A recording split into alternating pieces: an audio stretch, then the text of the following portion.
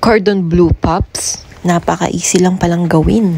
Swak sa budget at talagang magugustuhan ng mga bata. Perfect pang baon sa araw-araw. Hirap ka na bang mag-isip kung ano na naman ang ipapaalmusal sa mga anak mo? Try naman natin tong gawin sa manok. Mabilis lang po to.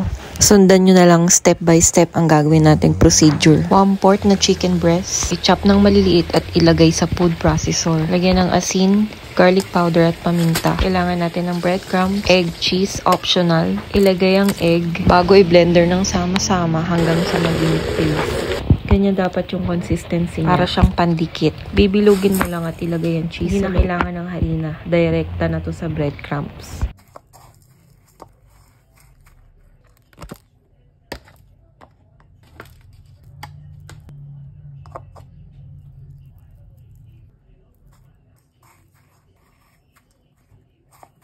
One-fourth lang yung manok na breast part, pero ito yung mga nagawa natin. Gawa naman tayo ng sausawan. Kewpie Japanese mayo. Hahaluan lang ng ketchup. Pwede mo lagyan ng paminta, garlic powder, at lemon. Optional lang yun. Hindi rin kasi ako naglagay.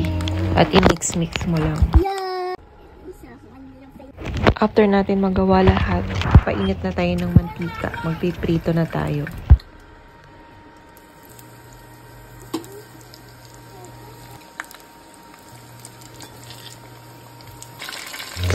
Hayaan lang natin siya maprito hanggang mag-golden brown. At hanguin na natin. Dahil hindi kami masyadong nagra-rice dito sa bahay. Samaan natin na maraming gulay ang preparation. Kamatis, pipino, chop lang natin.